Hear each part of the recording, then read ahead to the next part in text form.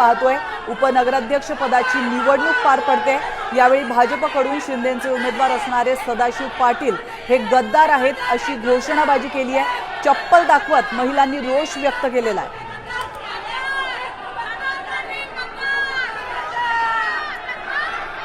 तर अंबरनाथ मधली ही दृश्य आपण पाहतोय। उपनगराध्यक्ष पदावरून भाजप आणि शिंदे सेनेमध्ये राडा झालेला आहे। अंबरनाथ मधली ही दृश्य भाजप शिंदे सेना आमने सामने आल्याचं पाहायला मिळत आहे। नगराध्यक्ष पदाची निवडणूक पार पडते। या दरम्यान भाजपकडून शिंदेचे उमेदवार असणारे सदाशिव पाटील हे गद्दार आहेत अशी घोषणाबाजी करण्यात आली आहे। त्यानंतर चप्पल दाखवत महिलांनी रोष व्यक्त केलेला आहे। चप्पल दाखवतानाची ही दृश्य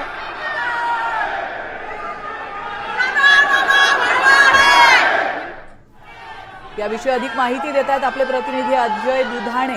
अजय, खरं तर दोन्हीही सत्ताधारी पक्ष आहेत भाजप आणि शिंदे सेना, मात्र ते आज अंबरनाथमध्ये आमने सामने आल्याचं पाहायला मिळत आहे। नेमकं काय घडलं या ठिकाणी?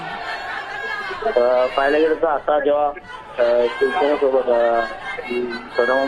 सदाशिव पाटील जे उपनगराध्यक्ष पदाचे उमेदवार येताना जे नगरपालिकेत लोक जमा होती त्यांनी आडावर केली आणि शिव्या दिल्या, तिच्या सदामाचा बहिष्कार केला आणि चपला दाखवला यावेळेला।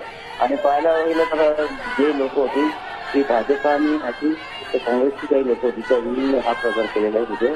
आणि आता पूर्ण वातावरण शांत झालेलं आहे आणि आता सभागृहात मतदानाची प्रक्रिया सुरू झालेली आहे। नक्कीच, धन्यवाद अजय तुम्ही दिलेल्या महत्त्वपूर्ण माहितीबद्दल। महाराष्ट्रातील सर्व बातम्यांचे विश्वासार्ह व्यासपीठ, सकाळच्या सर्व सोशल मीडिया प्लॅटफॉर्मला लाईक, फॉलो आणि सबस्क्राईब करा।